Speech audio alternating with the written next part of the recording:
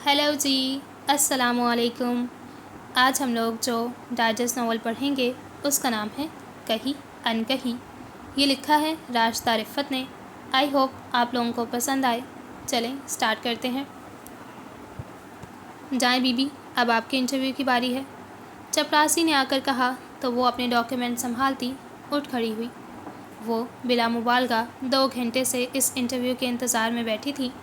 उसके साथ की आई हुई सभी लड़कियां कब की फारिग होकर जा चुकी थी। ना जाने ये इम्तियाजी सलूक उसके साथ ही क्यों बढ़ता जा रहा था। और अब जब वो सोच रही थी कि इस इंटरव्यू पर लानत भेजकर वापस चली जाए तो उसका बुलावा आ गया। मे आई कम इन सर? अपने तमाम तर गुस्से और झुंझलाहट को छुपाते हुए उसने निहायत मुहज़्ज़ब अंदाज में पूछा। यस कम इन, भारी मर्दाना आवाज़ ने जवाब दिया। बैठिए प्लीज़। उसने इशारा किया। वो कुर्सी खींचकर बैठ गई। साथ ही डॉक्यूमेंट्स भी उसकी तरफ बढ़ा दिए। कमरे में ज़बरदस्त से परफ्यूम की महक फैली हुई थी। एसी की वजह से माहौल अच्छा खासा खनक हो रहा था। सामने बैठा शख्स जो बिलाशुबा बहुत डैशिंग था, निहायत तवज्जो से उसके डॉक्यूमेंट्स का जायज़ा लेने में मशगूल था। वो चुपचाप बैठी अपने आप को इसके मुमकिना सवालात के लिए तैयार कर रही थी, जबकि सामने बैठे शख्स ने फ़ाइल एक तरफ रख कर अब उसका जायज़ा लेना शुरू कर दिया। अब ले भी ले इंटरव्यू, बदतमीज़ शख्स कब से घूरे ही जा रहा है। उसने दिल ही दिल में उसे कोसा। सामने वाला उसके चेहरे के उतार चढ़ाव से काफ़ी महसूस हुआ था। नाम क्या है आपका? दिलकश मुस्कुराहट के साथ पूछा गया। हानिया अबसार, उसने मुख्तसर जवाब दिया। क्वालिफ़िकेशन? अगला सवाल आया। एमए इकनॉमिक्स, सारे सर्टिफिकेट्स दिए तो हैं आपको? उसने जताया। जी वो तो मैंने देख लिए हैं, काफ़ी शानदार तालीमी रिकॉर्ड है आपका। उसने हानिया की डॉक्यूमेंट्स वाली फ़ाइल को दोबारा उलटते पलटते हुए कहा। हानिया ने इस तारीफ़ पर इंकिसारी से गर्दन झुका ली। 2 अटेम्प्ट्स में आपका बीए क्लियर हुआ है और सेकंड डिवीज़न में एमए। उसने मुस्कुराहट दबाते हुए अपनी बात मुकम्मल की तो हानिया गड़बड़ा गई। एक लम्हे पहले गर्दन झुकाकर जो तारीफ़ वसूल की थी वो शायद नहीं बल्कि यकीनन तंज था। वो दरअसल बात यह है सर के, उसने वजाहत देना चाही। जी मुझे मालूम है कि कुछ घरेलू प्रॉब्लम्स की वजह से आपके तालीमी कैरियर में ये ब्रेक आए हैं। उसने हानिया की बात काट कर कहा तो वो इसकी जहानत की कायल हो गई। और ये था भी सच कि बीए के पेपर्स में मरियम आपी की शादी थी और एमए के पेपर्स में ज़बरदस्त टाइफाइड बुखार था। फिर भी सेकंड डिवीज़न तो ले ली थी और ये हानिया के नज़दीक कोई मामूली बात तो ना थी। वैसे सर मैं ये जॉब नहायत अच्छे तरीके से कर सकती हूँ, उसने कदरे एतमाद से कहा। अच्छा वो कैसे? नहायत दिलचस्पी से पूछा गया। वो ऐसे सर कि कंप्यूटर पर तो मुझे महारत हासिल है, ख़ुसूसन कंप्यूटर प्रोग्रामिंग में शॉर्ट हैंड टाइपिंग वगैरह भी अच्छी तरह जानती हूँ। उसने अपनी सलाहियतें गिनवाते हुए कहा। ओह वाकई, फिर तो आप इस जॉब के लिए नहायत मौजू हैं।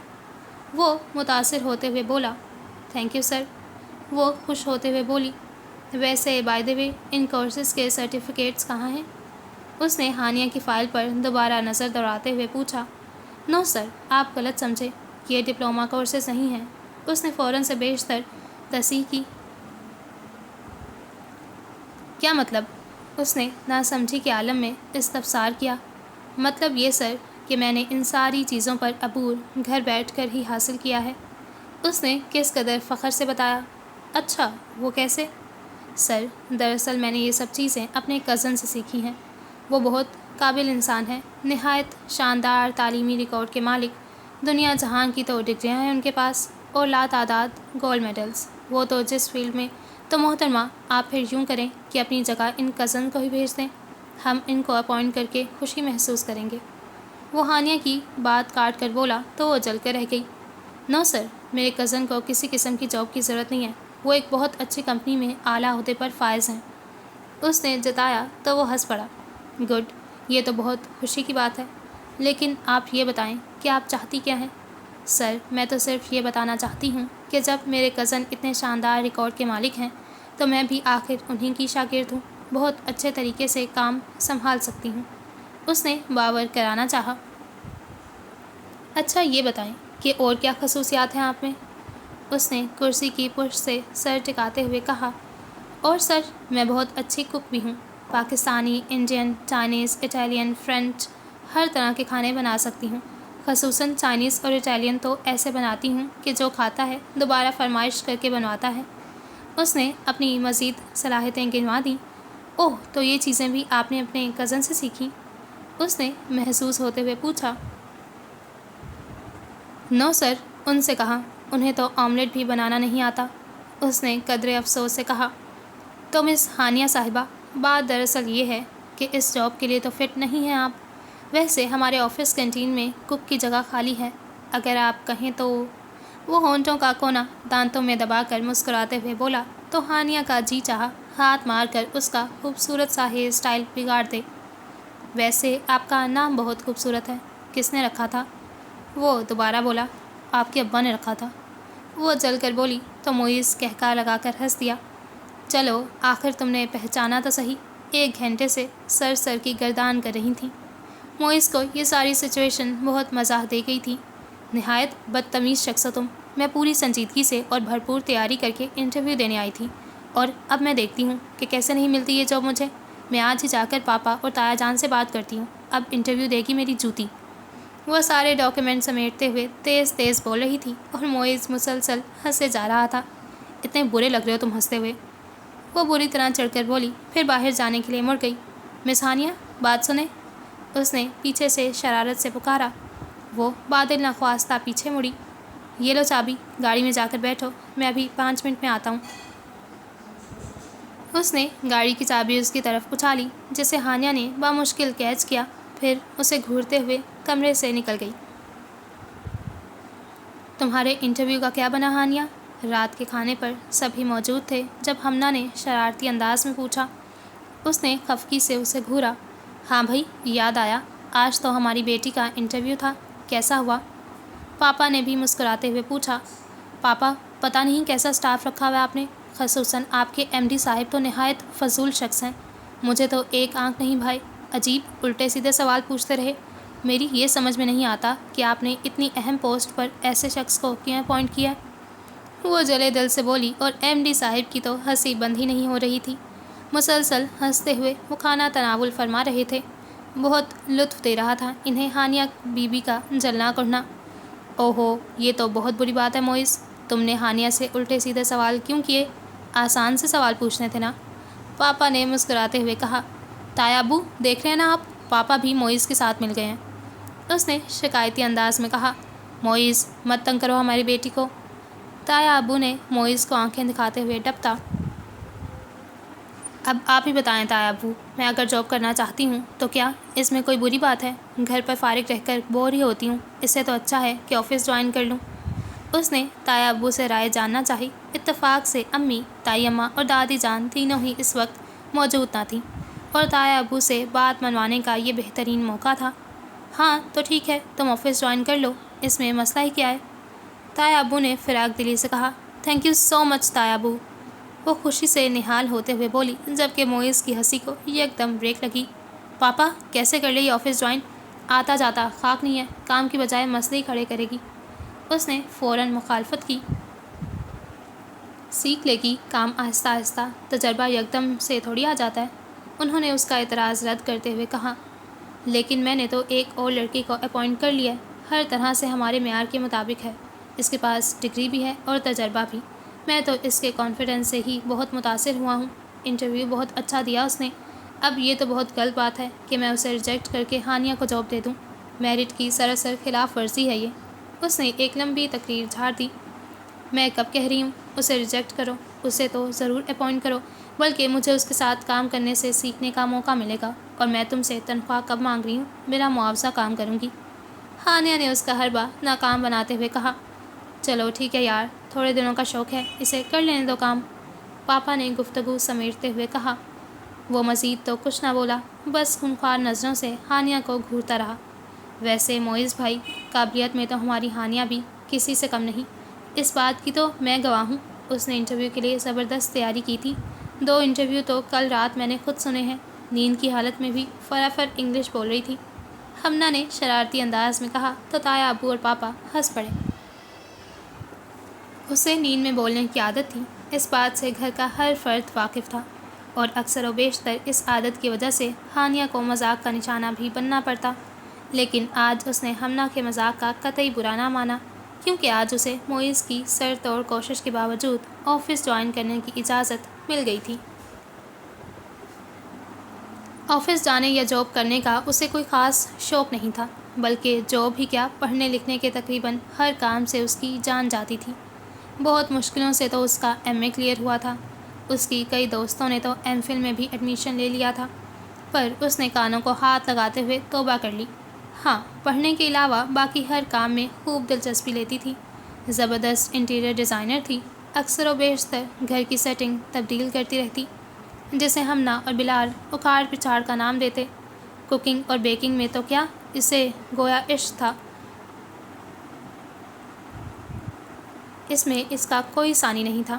یہاں تک تو سب ٹھیک تھا، گھر کے کسی بھی فرد کو اس کی کسی بھی سرگرمی پر کوئی اعتراض نہ تھا، بلکہ دادی، امی اور تائی تو حوصلہ افزائی کرنے میں پیش تھیں۔ امی اور تائی شکر کرتی تھیں کہ وہ آپی پر نہیں گئی۔ آپی خوش قسمتی یا بد قسمتی سے زبردست اکیڈمک ریکارڈ کی مالک تھیں، مگر گھر کے کاموں میں ایک نمبر کی بد سلیقہ۔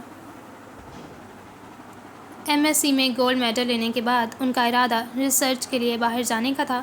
انہی دنوں ان کے لیے انگلینڈ میں مقیم عفان کا رشتہ آ گیا۔ باہر تو وہ چلی گئیں، لیکن جب انہیں جینیٹک انجینئرنگ میں ریسرچ کی بجائے امور خانہ داری میں پی ایچ ڈی کرنا پڑی تو مانو ہاتھوں کے طوطے اڑ گئے۔ وہ تو شکر تھا کہ عفان وہاں اکیلے رہتے تھے اور بڑے ٹھنڈے مزاج کے شخص تھے، ورنہ اگر آپی کی شادی پاکستان میں کسی جوائنٹ فیملی ٹائپ کے سسرال میں ہوتی تو کافی مشکل صورتحال پیدا ہو سکتی تھی۔ بہرحال اب تو آپی نے گھریلو ذمہ داریوں کے ساتھ ایڈجسٹ کر لیا تھا اور وہ ایک پیارے سے بیٹے کی ماما جانی بھی بن چکی تھی۔ سمجھداری اور بردباری آنا تو ایک فطری امر تھا، ورنہ پہل جب آپی آن لائن ہوتی تو حال چال پوچھنے کے بجائے پہلا سوال کچھ اس قسم کا ہوتا: امی، نہاری کا شوربہ گاڑھا کرنے کے لیے کیا ڈالتے ہیں؟ کبھی پوچھا جاتا: امی، کوفتے ہنڈیا میں ڈالنے کے ساتھ ہی ٹوٹ جاتے ہیں، کیا کروں؟ بلال نے تو ایک مرتبہ بڑی ہوشیاری سے امی کا نام استعمال کرتے ہوئے مشورہ دیا تھا کہ کوفتوں کا مسالہ بناتے وقت قیمے میں تھوڑا سا گلو ڈال دیں، کبھی نہیں ٹوٹیں گے۔ اگر ہانیہ فوراً تردد نہ کرتی تو آپی سے کچھ بعید بھی نہیں تھا کہ وہ اس مشورے پر فوراً عمل کر لیتی۔ خیر، آپی کا حشر دیکھتے ہوئے امی اور تائی اماں نے اس کی تربیت پر بھرپور توجہ دی تھی اور اپنے مقصد میں کافی حد تک کامیاب بھی تھی کہ آپی کی بجائے وہ گھریلو امور میں خاصی طاق ہو چکی تھی۔ امی اور تائی جان کو اس نے کچن کے کاموں سے تقریباً آزاد کر دیا تھا۔ پاپا کے لیے ان کے کہنے سے پہلے ہی چائے کافی ان کی میز پر موجود ہوتی۔ تایا ابو اور دادی جان ان کے لیے شوگر اور کولیسٹرول فری نت نئے ڈشز ہر وقت ٹرائی کرتی رہتی۔ ہمنا کو اس سے کپڑوں کی ڈیزائننگ کے لیے مشورہ درکار ہوتا اور بلال کے پیٹو دوستوں کے لیے چائے کے ساتھ چٹپٹے لوازمات بنا کر دینے کی ذمہ داری بھی اسی کی تھی۔ ان تمام افراد کے ساتھ اس کے تعلقات نہایت خوشگوار تھے۔ باقی ایک معیز احمد تھا، اس کا اکلوتا تایا زاد، جو بیک وقت ایک اچھا دوست بھی تھا اور دشمن بھی۔ جانے کیوں اکثر و بیشتر دونوں کے درمیان کسی بات پر ٹھنی ہی رہتی۔ معیز آپی ہی کی طرح شاندار اکیڈمک ریکارڈ کا مالک تھا۔ اس کی وجہ سے تایا ابو اور پاپا بزنس کی ذمہ داریوں سے کافی حد تک آزاد ہو چکے تھے۔ اور ایسے ہی ایک دن باتوں میں یہ بحث چھڑ گئی کہ گھر کی ذمہ داریاں زیادہ مشکل ہیں یا بزنس کے اسرار سیکھنا زیادہ مشکل ہے۔ تب ہانیہ نے مذاق میں کہہ دیا کہ آفس ورک زیادہ مشکل نہیں، وہ یہ کام نہایت بخیر و خوبی انجام دے سکتی ہے۔ مزید یہ کہ اس کا دل چاہ رہا تھا کہ وہ بھی آفس جوائن کرے۔ ہانیہ نے تو مذاق برائے مذاق میں کہا تھا، لیکن معیز نے جس طرح فوری طور پر اور سختی سے اس بات کی مخالفت کی، وہ ہانیہ کے لیے حیران کن تھی، اور پھر صرف ضد میں آ کر اس نے آفس جانے کا فیصلہ کر لیا۔ اس کے بے حد اصرار سے تنگ آ کر معیز نے کہہ دیا کہ جب آفس میں جگہ خالی ہوگی تب ہی دوسروں کے ساتھ اس کا بھی انٹرویو لے لیا جائے گا۔ اگر کامیاب ہو گئی تو ٹھیک، دوسری صورت میں مسترد کر دیا جائے گا۔ معیز تو یہ بات کر کے بھول گیا، لیکن ہانیہ نے نہایت سنجیدگی کے ساتھ انٹرویو کی تیاری شروع کر دی، اور جب انٹرویو کے دن نزدیک آ گئے تو اس نے معیز کو اپنے ارادے سے دوبارہ مطلع کرنا ضروری سمجھا۔ معیز صرف مسکرا دیا، اور آج وہ بھرپور تیاری کر کے انٹرویو دینے گئی تھی۔ لیکن معیز نے جس غیر سنجیدگی سے اس کے انٹرویو کو ٹالا تھا، اس سے ہانیہ بی بی کے ارادوں میں مزید پختگی آ گئی، اور اب اس نے تایا ابو سے بات منوا کر ہی دم لیا۔ بہت ڈیسنٹ لگ رہی ہو۔ صبح جب وہ آفس جانے کے لیے تیار ہوئی تو ہمنا نے توصیفی نگاہوں سے دیکھتے ہوئے کہا، تھینک یو میم۔ اس نے مسکراتے ہوئے تعریف وصول کی۔ دونوں اکٹھے ہی ناشتے کی میز پر پہنچے۔ کہاں کی تیاری ہے بھائی؟ تایا جان نے اسے نک سک سے تیار دیکھ کر پوچھا۔ آپ کو نہیں معلوم تایا جان، آج سے ماں بدولت آفس جایا کریں گی۔ اس نے کرسی کھینچ کر بیٹھتے ہوئے کہا۔ کس سے اجازت لی تم نے؟ دادی جان نے اخبار سے نظریں ہٹا کر اسے گھورا تو یکدم گڑبڑا گئی۔ تایا ابو سے پوچھا تھا میں نے۔ اس نے فوراً مدد طلب نگاہوں سے دیکھا۔ ایک تو تمہارا پتہ نہیں چلتا، انتصار بچوں کی بے وقوفیوں میں بھی شریک ہونے لگے ہو۔ انہوں نے تایا ابو کو بھی لپیٹ میں لے لیا۔ اماں شوق ہے اس کا، کرنے دیں تھوڑے دن جاب۔ تایا ابو نے اس کی وکالت کرنے کی کوشش کی۔ ارے شوق ڈھنگ کا تو ہو بات ہے، بلا وجہ کے کام میں ٹانگ اڑانے کی کوئی ضرورت نہیں ہے، اور ویسے بھی اب سنجیدگی کے ساتھ گھر بیٹھو، ہم تمہاری شادی کرنے کے بارے میں سوچ رہے ہیں۔ انہوں نے ہانیہ کو مخاطب کرتے ہوئے گویا اس کے حواسوں پر بم گرایا۔ اس نے مدد طلب نگاہوں سے پہلے امی پاپا اور پھر تایا ابو تائی جان کو دیکھا، پر وہ سب کے سب ہی اس کے کسی قسم کی مدد کرنے سے قاصر نظر آئے۔ ظاہر ہے ویٹو پاور تو صرف دادی جان کے پاس تھی، جو انہوں نے اس وقت نہایت ہوشیاری سے استعمال کر لی تھی۔ شفیق سی دادی جان اس وقت اسے ایک ڈکٹیٹر لگ رہی تھیں، اور یہ اسے اچھی طرح معلوم تھا کہ ان کے اس فیصلے کے پیچھے کس کا ہاتھ ہے۔ اس نے کار تار نگاہوں سے معیز کو گھورا، جو شاہی ٹکڑوں سے انصاف کر رہا تھا۔ ہونٹوں پر دل فریب مسکراہٹ رقصاں تھی۔ وہ پاؤں پٹکتے ہوئے فوراً واک آؤٹ کر گئی۔ تم چاہتے کیا ہو معیز؟ شام کو جب وہ آفس سے لوٹا تو سیدھی اس کے کمرے میں پہنچ گئی۔ وہ وارڈروب سے کپڑے نکال رہا تھا۔ اس کی آواز سن کر مڑا اور پھر دوبارہ وارڈروب میں سر گھسا لیا۔ اب وہ اپنی اس احمق سی کزن کو کیا بتاتا کہ وہ کیا چاہتا ہے۔ میں نے تم سے کچھ پوچھا ہے معیز؟ اس نے اس کے ہاتھ سے ہینگر چھینتے ہوئے کہا۔ اوہو، ناراض کیوں ہو رہی ہو؟ میں نے سنا نہیں، کیا پوچھا ہے تم نے؟ وہ مسکراتے ہوئے بیڈ پر بیٹھ گیا۔ میں پوچھ رہی ہوں تم آخر چاہتے کیا ہو؟ اس نے چڑھ کر اپنا سوال دہرایا۔ ہاں، سوال بہت اچھا ہے کہ میں کیا چاہتا ہوں، اس نے مسکراتے ہوئے کہا۔ تو ہانیہ ابصار، میں یہ چاہتا ہوں کہ دنیا میں ہر جگہ امن و امان قائم ہو، ہر قوم پر پرامن بقائے باہمی کے اصول کو اپنا لے، جبر و استبداد کو استحصال کے قوتوں کا خاتمہ ہو جائے، ہر شخص کو زندگی گزارنے کے لیے بنیادی حقوق حاصل ہوں، مزید یہ کہ فرد اور معاشرہ۔ ارے رکو تو صحیح، کہاں جا رہی ہو؟ معیز نے تقریر ادھوری چھوڑ کر اس کا ہاتھ پکڑ کر روکا۔ بیٹھو اب اور سکون سے بتاؤ کہ مسئلہ کیا ہے؟ طوفان میل کیوں بنی ہوئی ہو؟ اس نے اس بار قدرے سنجیدگی سے پوچھا۔ آنکھوں میں البتہ اب بھی شرارتی مسکراہٹ تھی۔ تم نے دادی جان سے کیا کہا جس کی وجہ سے انہوں نے مجھے آفس جانے سے منع کر دیا؟ اس نے خفگی سے دریافت کیا۔ تم آفس جانا ہی کیوں چاہتی ہو؟ معیز نے جواب دینے کے بجائے الٹا سوال کر دیا۔ اور اگر میں یہ پوچھوں کہ تمہیں اعتراض ہی کیا ہے میری جاب پر تو؟ ہانیہ نے بھی ایک اور سوال جڑ دیا۔ مجھے بہت سے اعتراض ہیں۔ مثلاً؟ اس نے گریدا۔ مثلاً یہ کہ قابلیت تمہیں چھو کر نہیں گزری، تمہارے پاس تجربہ ہے نہیں، بزنس ڈیلنگ کی الف بے کا تمہیں علم نہیں، اور سب سے بڑھ کر یہ کہ بس میں نہیں چاہتا کہ تم میرے آفس میں کام کرو، کہیں اور جاب کرنا چاہو تو شوق سے کرو، مجھے قطعی اعتراض نہیں ہوگا، اس نے حتمی انداز اختیار کرتے ہوئے کہا۔ اس آخری بات کی وجہ پوچھ سکتی ہوں؟ اس نے پہلے والی سب باتوں کا ذکر گول کرتے ہوئے پوچھا کہ وہ سب سچ ہی تو تھی۔ بس تم یہ سمجھ لو کہ بہت براڈ مائنڈڈ ہونے کے باوجود میں ایک کنزرویٹو شخص ہوں، مجھے اچھا نہیں لگے گا تمہارا وہاں کام کرنا۔ آفس میں مختلف قسم کے لوگوں کا آنا جانا لگا رہتا ہے، وہاں کام کرنے والے لوگوں کی اچھی بری عادتوں سے میں پوری طرح واقف ہوں۔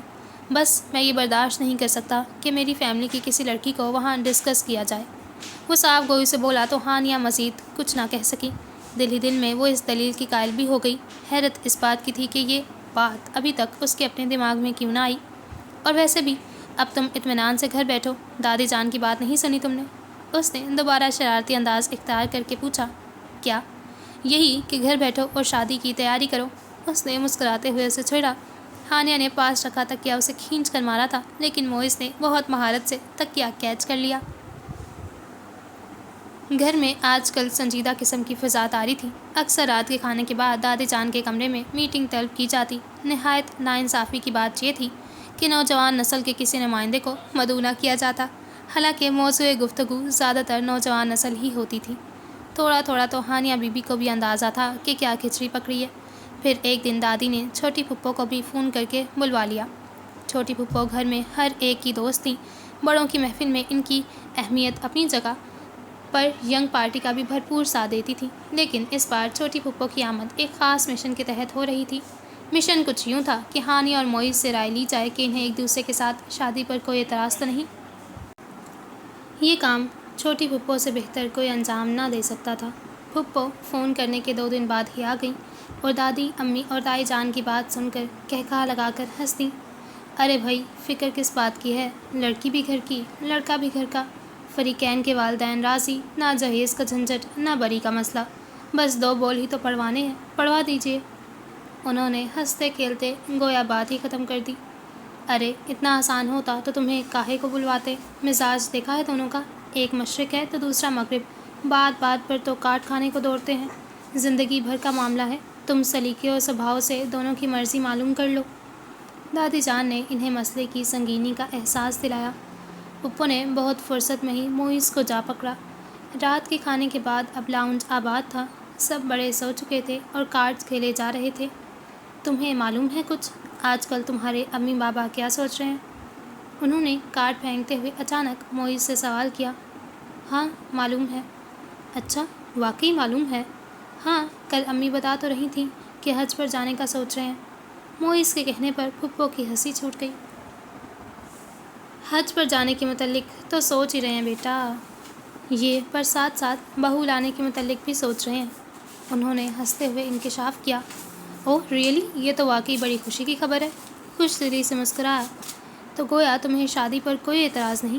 پھپھو نے سکون کا سانس لیتے ہوئے پوچھا۔ گویا اب آسان ہو گیا ہو۔ قطعی نہیں معیز بھائی، ہمیں نہیں معلوم تھا کہ آپ شادی کروانے کے اتنے شوقین ہیں۔ بلال نے ہنستے ہوئے اسے چھیڑا، وہ بھی مسکرا دیا۔ اچھا چلو بتاؤ، کیسی لڑکی چاہیے تمہیں؟ ہاں یہ میں آپ کو بتاتا ہوں کہ مجھے کیسی لڑکی چاہیے۔ اس نے اپنے سامنے بیٹھی ہانیہ پر گہری نظر ڈالتے ہوئے کہا۔ ہانیہ کے دل نے ایک دھڑکن مس کی۔ دیکھے پھپھو، پہلی شرط تو یہ ہے کہ لڑکی کا قد بڑا ہو۔ کتنا لمبا؟ پھپھو نے اطمینان سے ٹانگیں پھیلاتے ہوئے وضاحت چاہی۔ میرا مطلب ہے پھپھو کہ اس کی ہائٹ اتنی ہو کہ اگر 10-12 لڑکیوں میں کھڑی ہو تو دور سے ہی اپنے قد کی وجہ سے نمایاں نظر آئے۔ اس نے کہا تو پھپھو اطمینان قدرے افسوس میں بدل گیا۔ انہوں نے ایک اچٹتی نظر ہانیہ پر ڈالی۔ اس کے قد کو پستہ قد میں تو کس طور بھی شمار نہ کیا جا سکتا تھا۔ لڑکیوں کے لحاظ سے بالکل نارمل قد تھا، ہاں البتہ اتنی لمبی بھی نہیں تھی کہ 10-12 لڑکیوں میں دور سے ہی قد کی وجہ سے نمایاں نظر آئے۔ اچھا، اور کوئی شرط نہیں؟ وہ دوبارہ معیز کی طرف متوجہ ہوئیں۔ ہاں ایک شرط اور بھی ہے، لڑکی کی کوالیفیکیشن میرے برابر کی ہو۔ معیز نے مسکراتے ہوئے ایک بار پھر شرط گنوائی۔ اور کچھ؟ پھپھو اب پریشان سی ہو گئیں۔ جی پھپھو، اور یہ کہ رنگ تو اس کا بے شک بہت زیادہ گورا نہ ہو، مجھے بہت حسین و جمیل بیوی نہیں چاہیے۔ ہاں آپ کو معلوم ہی ہے کہ لمبے بال میری کمزوری ہیں۔ اس نے مسکراتے ہوئے انکشاف کیا۔ بڑھایا، رنگ بے شک گورا نہ ہو۔ ہانیہ نے دل ہی دل میں اس کی نقل اتاری۔ ظاہر ہے کیسے کہہ دیتا کہ گورے رنگ والی چاہیے۔ بے شک قد اور تعلیم کے لحاظ سے وہ معیز کے برابر کی نہ تھی، لیکن ہانیہ ابصار سا رنگ و روپ تو دور دور تک کسی کے پاس نہ تھا۔ وہ 10-12 کپا اگر 100-50 لڑکیوں میں بھی کھڑی ہو جاتی تو پہلی نظر یقیناً اسی پر ہی ٹکتی۔ بال بھی بے تحاشا خوبصورت تھے، کیا ہوا جو صرف شانوں تک پہنچتے تھے، پر اتنے گھنے، سیاہ اور سلکی تھے کہ ایک کلپ میں بمشکل قید ہوتے۔ اکثر لمبے بالوں والی لڑکیاں بھی رشک سے اسے دیکھتیں۔ بس یا اور کچھ بھی؟ پھپھو نے قدرے ناراضی سے پوچھا۔ اپنے لاڈلے بھتیجے پر اس وقت انہیں کچھ غصہ سا آ رہا تھا۔ اور کچھ یہ کہ آواز بہت سافٹ ہو، دھیما دھیما سا بولتی ہو، کہے تو بالکل نہ لگاتی ہو۔ اس نے 1-2 خوبیاں مزید گنوائیں۔ تو بیٹا اتنی خوبیوں والی لڑکی ڈھونڈنے میں 5-7 سال تو لگ ہی جائیں گے، تم فی الحال شادی کا خیال دل سے نکال دو۔ پھپھو نے بڑی سنجیدگی سے مشورہ دیا تو وہ جواباً کہکا لگا کر ہنس دیا۔ بھائی آپ نے پوچھا، میں نے بتا دیا، ایسی لڑکی مل گئی تو ٹھیک، ورنہ کسی ایسی ویسی پر ہی گزارا کر لیں گے۔ وہ متبسم لہجے میں بولا۔ اب ذرا تم بھی اپنی پسند ناپسند کے بارے میں بتاؤ، تمہارے بھی 2-4 رشتے آئے ہوئے ہیں، دیکھ بھال کر کسی کو فائنل کریں گے۔ پھپھو نے اپنا رخ ہانیہ کی طرف موڑ لیا۔ 2-4 رشتوں والی بات پر موئز چونکا تو ضرور تھا، لیکن اپنے تاثرات نارمل ہی رکھے۔ میں کیا بتاؤں پھپھو؟ ہانیہ نے شرمانے کی ایکٹنگ کی۔ ارے کچھ تو بتاؤ، پھر نہ کہنا کہ لڑکی ہونے کی وجہ سے رائے نہیں لی۔ موئز کی طرف سے مایوس ہونے کے بعد انہوں نے اسی سے کچھ اگلوانا چاہا۔ وہ پھپھو مجھے ڈاکٹر بہت اچھے لگتے ہیں، اس نے شرمگین مسکراہٹ کے ساتھ بتایا۔ ڈاکٹر؟ انہوں نے حیرت بھری جھنجھلاہٹ سے پوچھا۔ جی ڈاکٹر، دیکھیں نا پھپھو کتنے اچھے لگتے ہیں ڈاکٹر، اوورال ہاتھ پر ڈال کر گلے میں اسٹیتھوسکوپ ڈالے، کتنا گریس ہوتا ہے ڈاکٹرز میں۔ اس نے آنکھیں بند کر کے بڑے جذب سے کہنا چاہا، پر بند آنکھوں کے پیچھے ڈاکٹر کی بجائے بزنس مین مسکرا رہا تھا۔ اس نے جھٹ آنکھیں کھول دیں۔ چلو بھائی، بتا دیں گے تمہارے امی بابا کو تم لوگوں کی پسند کے بارے میں، پھپھو مایوسی سے بولی۔ بے دلی سے کارڈ بھی نیچے ڈال دیے گئے۔ بس جا رہی ہیں آپ؟ ہمنا نے انہیں اٹھتا دیکھ کر پوچھا۔ ہاں تو 1:30 بج رہے ہیں، نیند آ رہی ہے مجھے، انہوں نے جمائی لی۔ واہ پھپھو، میں اتنی دیر سے اپنی پسند ناپسند کے بارے میں جواب ترتیب دے رہا تھا، میری باری آنے پر آپ اٹھ کر چل دی، بالحال شرارت سے بولا۔ پھپھو نے ہنستے ہوئے اس کے کندھے پر زوردار تھپ رسید کی۔ تو تمہیں ڈاکٹر اچھے لگتے ہیں؟ رات کو بستر پر لیٹنے کے بعد ہمنا نے پوچھا۔ نہیں ہرگز نہیں، کتنے سڑیل ہوتے ہیں، دوائیوں کی بو میں رچے بسے، اس نے ناک سپیرتے ہوئے کہا۔ تو پھر وہاں کیا بکواس فرما رہی تھی پھپھو کے سامنے؟ ہمنا نے حیرت سے آنکھیں پھیلا لیں۔ تو اور کیا کہتی بولو، اس نے الٹا اسی سے دریافت کیا۔ تم موئز بھائی کو پسند کرتی ہو نا؟ ہمنا نے آہستہ سے پوچھا۔ ہاں، اس نے اس سے بھی آہستہ آواز میں اعتراف کیا۔ ہمنا سے آج تک اس نے کوئی بات نہ چھپائی تھی، بلکہ چھپانا چاہتی بھی تو چھپا نہ پاتی۔ ایک ہی کمرہ شیئر کرنے کی وجہ سے ہمنا اس کے سارے رازوں کی شریک تھی۔ شاید اس کی ایک بڑی وجہ ہانیہ کی نیند میں بولنے والی عادت بھی تھی۔ تمہیں پھپھو کے سامنے غلط بیانی نہیں کرنی چاہیے تھی، تمہیں معلوم ہے نا کہ سب بڑوں کے ایما پر پھپھو نے تم دونوں سے یہ بات پوچھی ہے۔ ہمنا نے اسے کچھ احساس دلانا چاہا۔ تو میں کیا کہتی کہ میرا آئیڈیل ایک لمبے قد والا خوبصورت شخص ہے، جس کی آنکھوں کا رنگ لائٹ براؤن ہے، جو بہت کامیاب بزنس مین ہے، بیڈمنٹن کا بہت اچھا کھلاڑی ہے، اور جب ہنستا ہے تو اس کے دائیں گال میں ڈمپل پڑتا ہے، اس نے چڑھ کر کہا۔ ہمنا ہنستے ہنستے بے حال ہو گئی۔ اڑا لو مذاق، ہانیہ نے ناراضی کا اظہار کرتے ہوئے کروٹ بدل لی۔ اچھا ناراض تو مت ہو، ہمنا نے اس کے گرد بازو حمال کیا۔ ویسے ایک بات بتاؤ، موئز بھائی صرف تمہیں تنگ کر رہے تھے، وہ مسلسل تمہیں کنکھیوں سے دیکھتے ہوئے مسکرا رہے تھے، تم اگر ایک بار بھی ان کی آنکھوں میں جھانک لیتی تو کبھی نہ کہتی کہ تمہیں ڈاکٹر پسند ہے، ہمنا نے دھیرے سے کہا۔ اس نے اس کی بات پر کسی رد عمل کا اظہار کیے بغیر آنکھیں مون لیں۔ پھپھو مشن میں ناکامی کے بعد واپس چلی گئی تھی۔ اپنی رپورٹ انہوں نے دادی جان کے سامنے پیش کر دی، جس میں یہی سفارش کی گئی تھی کہ ان دونوں کی مرضی معلوم کر کے مزید سر پر نہ چڑھایا جائے، بلکہ فوری طور پر شادی کے بندھن میں باندھ دیا جائے۔ شادی کے بعد سب کچھ خود ہی سیٹ ہو جائے گا۔ دادی جان نے پھپھو کے نادر مشورے پر فی الحال کسی قسم کا کوئی رد عمل ظاہر نہیں کیا، البتہ امی اور تائی جان کو اپنی نالائق اولادوں پر خوب غصہ آیا، اور یہ غصہ اس وقت سوا ہو جاتا جب دور نزدیک میں کسی شادی کی خبر ملتی۔ شادیوں کا یہ موسم تھا اور تقریباً روز ہی کہیں نہ کہیں سے کارڈ ملتا تھا۔ انہی دنوں تایا ابو کے سب سے قریبی دوست کے بیٹے کی شادی کا کارڈ ملا۔ منصور انکل کی پوری فیملی سے ہی ان کے تعلقات میں سالی تھے۔ اب معاملہ ان کے اکلوتے بیٹے کی شادی کا تھا، سو سب نے ہی بھرپور طریقے سے شرکت کا فیصلہ کیا، اور آج شادی کے فنکشن میں نسبتاً تنہا گوشے میں ٹیبل کے گرد بیٹھی امی اور تائی جان اپنے اپنے دل کے بھپولے پھوڑ رہی تھیں۔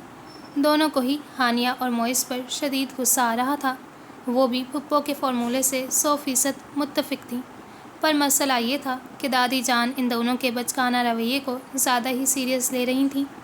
وہ دونوں کی مرضی پوری طرح جانچے بغیر کوئی قدم اٹھانا نہ چاہتی تھیں۔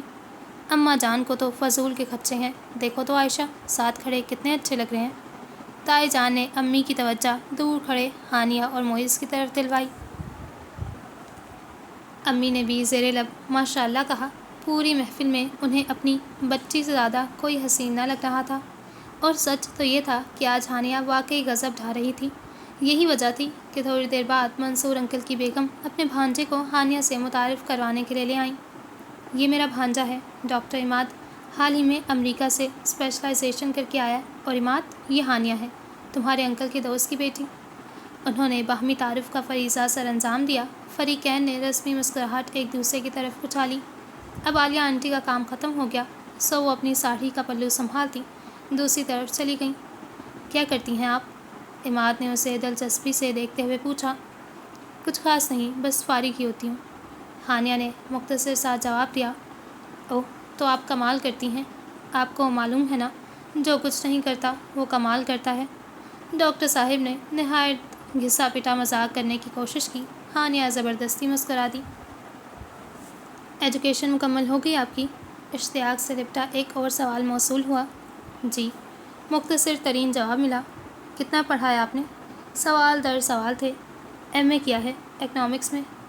ہانیہ نے جواب دے کر ہمنہ وغیرہ کو ڈھونڈنے کے لیے نگاہیں ادھر ادھر گھمائیں۔ یوں عماد کے ساتھ اکیلے کھڑے کافی الجھن محسوس ہو رہی تھی۔ تبھی اس کی نگاہ سامنے پڑی۔ کچھ فاصلے پر معیز ایک دراز قد حسینہ کے ساتھ محو گفتگو تھا۔ اس کی ساری حسات ایک دم بیزار ہوئیں۔ لڑکی کو پہچاننے کی کوشش کی، حافظے پر خاصا زور دینے کے باوجود وہ شناسہ نہ لگی۔ ہائٹ تو واقعی زبردست ہے، وہ بڑبڑائی۔ جی، مجھ سے کچھ کہا؟ عماد نے خوش فہم ہو کر پوچھا۔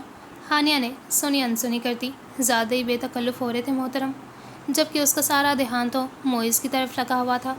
بہت ہنس ہنس کر گفتگو ہو رہی تھی دونوں میں، اور تو اور لڑکی کے بال بھی کافی لمبے تھے۔ تھوڑے دنوں پہلے دونوں کی کہی ہوئی بات یوں پوری ہو گئی، یہ واقعی حیران کن تھا۔ ہانیہ نے رشک بھرے جذبات سے اس کی پشت پر پھیلے کالے سیاہ بالوں کو دیکھا۔ اسی لمحے معیز کی نگاہ اس پر پڑی۔ ہانیہ نے بجلی کی تیزی سے وہاں سے ہٹا کر سامنے کھڑے صاحب کی طرف اپنی توجہ مبذول کی۔ تو آپ واقعی ڈاکٹر ہیں؟ اس نے اتنے پرمسرت انداز میں اچانک دریافت کیا کہ عماد حیران رہ گیا۔ جی، کوئی شک؟ اس نے مسکراتے ہوئے پوچھا۔ نہیں نہیں، میں تو ویسے ہی پوچھ رہی تھی، دراصل آپ شکل سے بہت سافٹ لگ رہے ہیں، ڈاکٹر تو بالکل نہیں لگ رہے۔ ہانیہ نے بلا وجہ کی بدتیسی کی نمائش کرتے ہوئے کہا۔ معلوم ہو گیا تھا کہ معیز اسے ہی دیکھ رہا ہے، سو اب عماد صاحب سے خوش اخلاقی برتنے میں کوئی حرج نہ تھا۔ اچھا، تو ڈاکٹرز کی شکل پر کوئی خاص بات ہوتی ہے؟ نہیں، بس ویسے ہی، عمومی رائے تو یہی ہے، ڈاکٹر سخت دل ہوتے ہیں، آدم بیزار سے۔ اس نے بات برائے بات کی۔ اچھا، یہ بات میں پہلی مرتبہ سن رہا ہوں۔ کہکہا لگا کر ہنسا تھا۔ کہکہا اتنا بلند تھا کہ آواز معیز تک جا پہنچی۔ بہت ضبط سے کام لیتے ہوئے اس نے اپنی جھنجھلاہٹ چھپائی۔ اس کا بس نہیں چل رہا تھا کہ ہانیہ کو کھینچ کر وہاں سے لے آئے۔ بہت مشکلوں سے اس نے اپنے تاثرات چھپائے تھے، اور مصنوعی مسکراہٹ چہرے پر لاتے ہوئے اپنی توجہ سامنے کھڑی شمائل رضا کی طرف مبذول کی، جس کے بے سروپا باتیں وہ کافی دیر سے برداشت کر رہا تھا۔ پورے 15 منٹ سے تو وہ اسے اپنی ڈگریوں کی تفصیل سنانے میں لگی ہوئی تھی۔ پاکستان میں تو ٹیلنٹ کی کوئی قدر ہی نہیں ہے، خصوصاً لڑکیوں کے لیے تو بہت محدود فیلڈز ہیں۔ اب بھی ڈیڈی کے اصرار پر میں واپس تو آ گئی ہوں، لیکن سمجھ میں نہیں آ رہا کہ کیا کروں۔ شمائل نے بلا مبالغہ چوتھی بار یہ دکھڑا رویا۔ واپس چلی جائیں؟ دل ہی دل میں تو معیز نے بھی جواب دیا تھا، لیکن اس کے سامنے اسی کے شگف کی تائید کرتے ہوئے گردن ہلا دی۔ ارے معیز بھائی، آپ یہاں کھڑے ہیں، شجاع بھائی بھی آپ کا پوچھ رہے ہیں۔ ہمنہ نے نہایت غلط موقع پر انٹری دی تھی۔ شمائل کے منہ کا ذائقہ خراب ہو گیا۔ کافی دنوں بعد تو کوئی ڈھنگ کا بندہ نظر آیا تھا۔ شمائل، یہ ہمنہ ہے، میری چھوٹی سی کیوٹ کزن، معیز نے تعارف کروایا۔ Nice to meet you. Shumail نے زبردستی مسکراہٹ چہرے پر سجاتے ہوئے اپنا مخروطی ہاتھ آگے بڑھایا۔ ہمنہ نے بھی نہایت گرم جوشی سے مصافحہ کیا۔ دل ہی دل میں ہانیہ کو گالیوں سے بھی نوازا تھا، جو معیز کو ایک خوبصورت لڑکی کے پاس اکیلا چھوڑ کر اس وقت ایک نہایت بغلول قسم کے شخص کے ساتھ محو گفتگو تھی۔ یار، میں تو حیران رہ گیا، پہلی دفعہ خوبصورتی اور ذہانت کو یکجا دیکھا۔ بہت انجینئس ہے شمائل رضا، میں تو واقعی اس سے بہت امپریس ہوا ہوں۔ معیز نے ناشتہ کرتے ہوئے ہانیہ کو مخاطب کیا۔ کچن میں اس وقت وہ دونوں ہی موجود تھے۔ فنکشن سے واپسی رات بہت دیر ہوئی تھی۔ صبح دونوں کی ہی آنکھ کافی دیر سے کھلی تھی۔ اب وہ دونوں اکٹھے ناشتہ کر رہے تھے۔ تم نے دیکھا تھا نا شمائل کو، وہی جس نے ڈارک گرین سوٹ پہنا ہوا تھا؟ معیز نے اسے مخاطب کرتے ہوئے کہا۔ تو گویا سوٹ کا رنگ بھی یاد ہے۔ ہانیہ کا حسد کے مارے برا حال ہو رہا تھا، لیکن بہت خوبی سے اس نے اپنے تاثرات چھپائے تھے۔ ہاں دیکھا تو تھا، لیکن قریب سے دیکھنے کا موقع نہیں ملا، اس نے سرسری سے انداز میں جواب دیا۔ ابھی حال ہی میں UK سے پاکستان آئی ہے، پھر بھی مشرقی ٹچ برقرار ہے، بہت گریسفل لڑکی ہے۔ معیز نے اس کی شان میں مزید کلابے ملائے، ساتھ ہی ساتھ ہانیہ کے چہرے کا بھی جائزہ لیا، جہاں فی الحال کسی قسم کی جلن کے آثار نہ تھے۔ اور بال تو اس کے بہت ہی خوبصورت ہیں، اتنے لمبے بال میں نے شاید ہی اپنی زندگی میں کسی اور کے دیکھے ہوں۔ معیز نے مبالغہ آمیزی کی حد کر دی۔ ہاں واقعی بال تو اس کے بہت خوبصورت ہیں۔ کل تو میری اس سے ملاقات نہیں ہو پائی، لیکن تم اتنی تعریفیں کر رہے ہو تو میرا بھی جی چاہ رہا ہے ملنے کو۔ چلو آج ملاقات ہو جائے گی، آج تو آئے گی نا شمائل؟ اس نے بہت اشتیاق سے دریافت کیا۔ ہاں شاید، ویسے رشتہ دار تو وہ دلہن والوں کی تھی، ہو سکتا ہے ولیمے میں بھی آ جائے۔ معیز نے چائے کے گھونٹ کے ساتھ غصہ بھی اپنے اندر اتارا، وہ سخت بدمزہ ہو رہا تھا۔ اتنی محنت کے باوجود ہانیہ کے چہرے پر وہ سب کچھ دیکھنے کو نہ ملا جس کا وہ ممتنی تھا۔ چلو اللہ کرے آ ہی جائے، اور کچھ نہیں تو شیمپو کا نام ہی پوچھ لوں گی، ہانیہ نے ہنستے ہوئے کہا۔ معیز دان پیس کر رہ گیا۔ ویسے اگر آج وہ نہ آئی تو مجھے افسوس ہی رہے گا، کاش میں اس سے کل مل ہی لیتی۔ دراصل کل ڈاکٹر عماد کی کمپنی میں اتنا مزہ آیا کہ ادھر ادھر دیکھنے کی فرصت ہی نہیں ملی۔ بہت کوششوں کے بعد ہانیہ نے بھی فکرہ ترتیب دے کر معیز کی سماعتوں تک منتقل کر ہی دیا۔ ڈاکٹر کے لفظ پر معیز کے کان کھڑے ہو گئے۔ اچھا تو ڈاکٹر تھے موصوف؟ اس نے ہلکے پھلکے انداز میں پوچھا۔ ہاں، کنگ ایڈورڈ کے گولڈ میڈلسٹ ہیں، اسپیشلائزیشن امریکہ سے کر کے آئے ہیں۔ اس نے تفصیل بتانا شروع کیا۔ عالیہ آنٹی کے بھانجے ہیں، بہت نفیس انسان ہیں، خدمت خلق کا جذبہ تو کوٹ کوٹ کر بھرا ہوا ہے۔ پرائیویٹ پریکٹس کے ساتھ ساتھ ہفتے میں ایک دن رفاہی کلینک میں بھی بیٹھتے ہیں۔ اس نے عقیدے بھرے جذبات سے تفصیل سنائی۔ دیٹس گریٹ، آج کل کہاں ملتے ہیں ایسے لوگ؟ اب شمائل ہی کی مثال لے لو، آج کل ایک NGO کے ساتھ کام کر رہی ہے، عورتوں کی فلاح و بہبود اور حقوق کے لیے، تو اسے جو کام بھی کرنا پڑے وہ کرنے کو تیار ہے۔ معیز نے گفتگو کا رخ دوبارہ شمائل کی طرف موڑ دیا تھا۔ اچھا پھر تو میں آج شمائل سے ضرور ملوں گی، ہانیہ نے متاثر ہوتے ہوئے کہا۔ شمائل رضا سے ملنا واقعی بہت ضروری ہو گیا تھا۔ میں تو خود یہی کہتی ہوں کہ آج کل کی لڑکی کو خود مختار ہونا چاہیے، وہ دور ختم ہو گیا جب عورتیں مرد کی دست نگر ہوتی تھیں۔ ہانیہ نے شمائل سے گفتگو کے دوران بہت جوش سے کہا۔ صرف 5 منٹ کی گفتگو میں ہی اندازہ ہو گیا تھا کہ موصوفہ آزادی نسواں کی بہت بڑی علم بردار ہے۔ ہانیہ بی بی کے شاطر ذہن نے فٹافٹ ہی زبردست سا منصوبہ ترتیب دے ڈالا۔ پاکستان میں تو کوئی پرسان حال ہی نہیں ہے عورتوں کا، بہت پسماندگی ہے۔ یہاں پڑھ لکھ کر گویا عورت ٹیچر بن جاتی ہے یا پھر ڈاکٹر، اور کسی فیلڈ میں تو کوئی اسکوپ ہے ہی نہیں، بلکہ اکثر لڑکیاں تو شادی کے بعد سب کچھ چھوڑ چھاڑ کر گھر بیٹھ جاتی ہیں۔ اب مہرین کی مثال ہی لے لو، اچھی بھلی جاب تھی، طلحہ صاحب نے کہہ دیا شادی کے بعد جاب نہیں کرے گی، خوش جاب چھوڑ دی۔ حالانکہ میں نے سمجھایا بھی تھا کہ اگر پہلے ہی بات مان لو گی تو سر پر چڑھ جائیں گے محترم۔ شمائل نے اسٹیج پر دلہن بنی بیٹھی کو دیکھ کر تعصب سے کہا۔ بالکل ٹھیک کہہ رہی ہیں آپ، ہانیہ نے بھابھی کی عقل مندی کو دل ہی دل میں سراہتے ہوئے شمائل کی تائید کی۔ ویسے آپ خوش قسمت ہیں کہ آپ کے گھر والے اتنے لبرل ہیں، آپ کو اکیلے پڑھنے انگلینڈ بھی بھیج دیا، ورنہ اکثر لوگ تو اس معاملے میں کافی کنزرویٹو ہوتے ہیں۔ ہانیہ نے رشک بھرے جذبات سے اسے دیکھتے ہوئے کہا۔ ہاں بالکل، یہ کریڈٹ میرے ڈیڈ کو جاتا ہے، ورنہ پرانی نسل کے اکثر لوگ واقعی لڑکیوں کی اعلیٰ تعلیم کے خلاف ہوتے ہیں۔ شمائل نے نزاکت سے بالوں میں انگلیاں پھیرتے ہوئے کہا۔ بہت گریٹ ہیں بھائی آپ کے ڈیڈی، ورنہ یہ نسل کیا نئی نسل کے مرد بھی عورتوں کی آزادی کے خائف ہیں۔ اب میرے کزن کی ہی مثال لے لیں، خود دنیا جہاں سے ڈگریاں سمیٹ کر لے آئے ہیں، مگر ابھی بھی اپنے خاندان کی لڑکیوں کے لیے یونیورسٹی کو شجرے ممنوعہ سمجھتے ہیں۔ اس نے دور کھڑے معیز کی طرف اشارہ کیا۔ کیا واقعی؟ شمائل کو اس انکشاف سے دلی صدمہ پہنچا تھا۔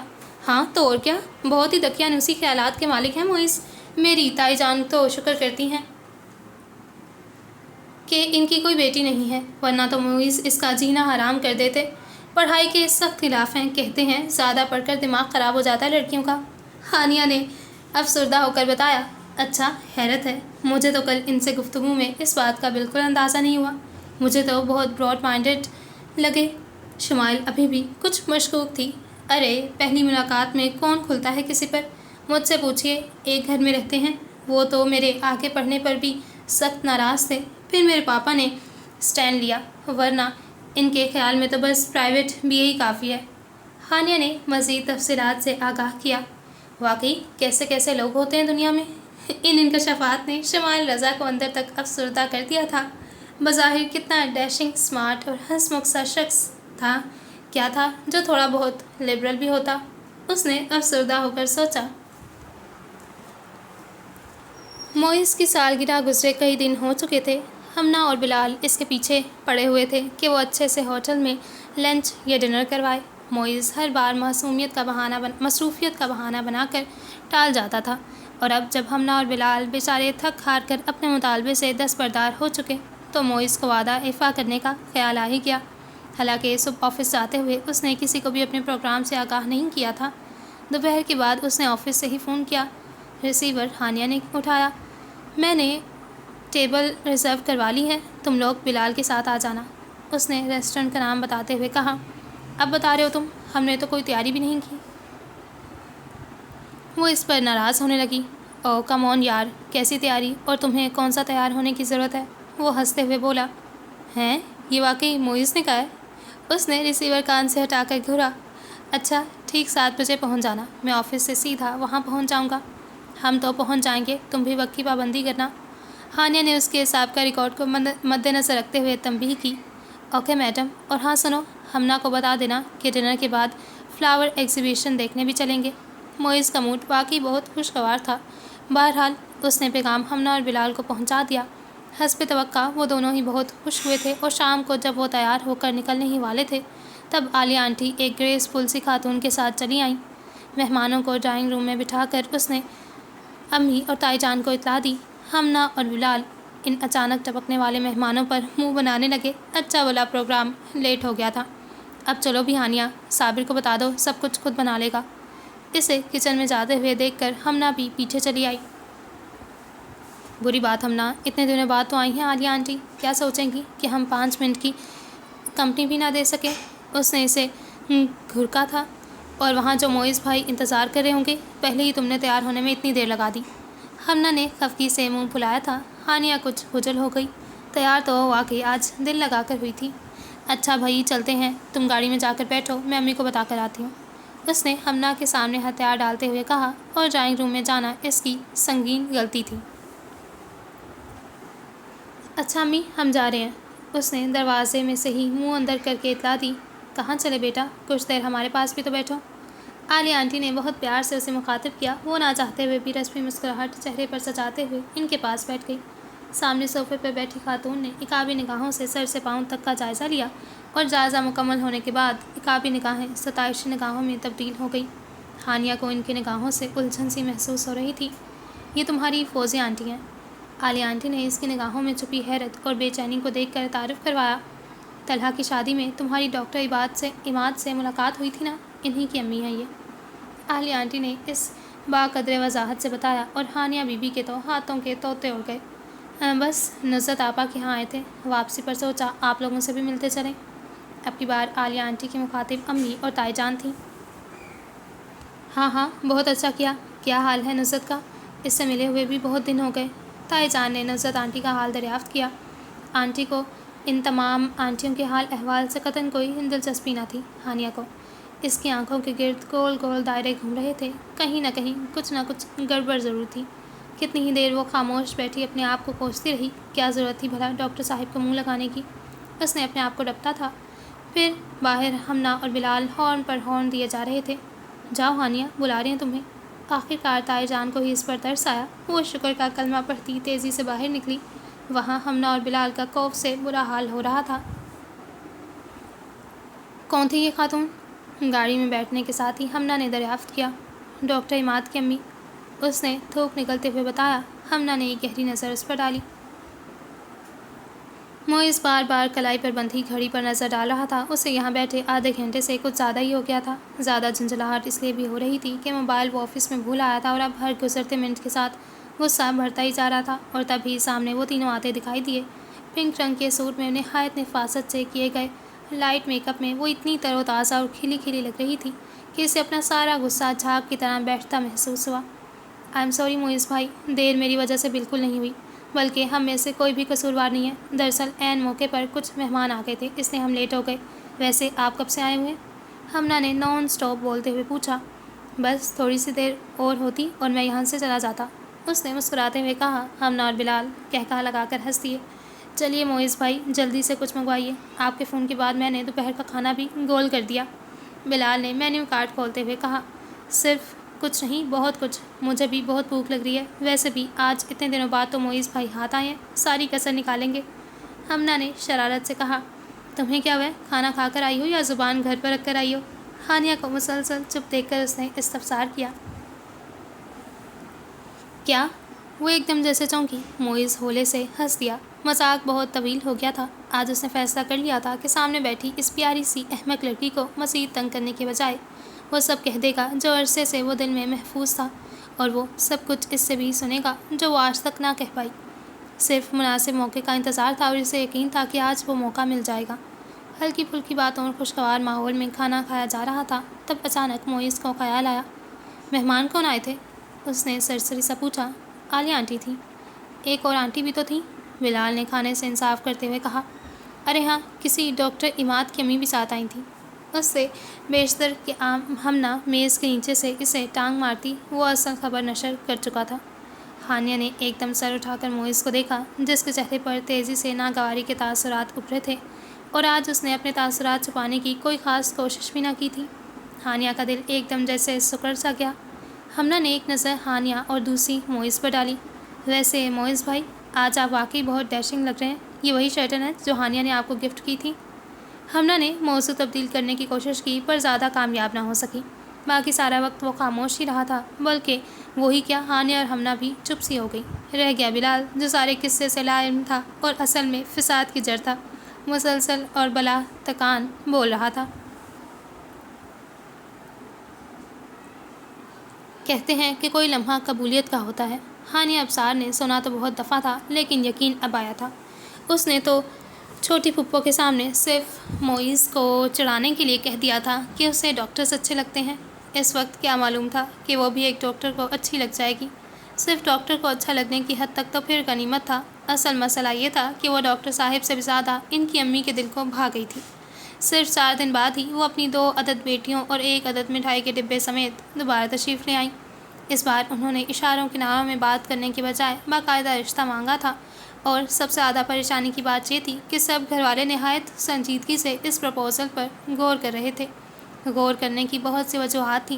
पहली ये कि इमाद डॉक्टर था, जो सबके नज़दीक हानिया की बड़ी ख्वाहिश थी।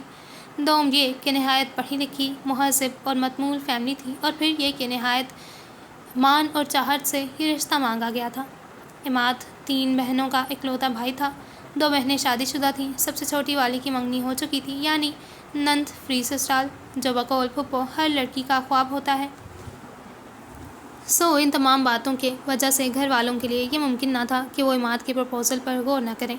हालांकि ताई जान का दिल आजकल खासा दुखी हो रहा था। हानिया को उन्होंने हमेशा अपनी बहू के रूप में देखा था।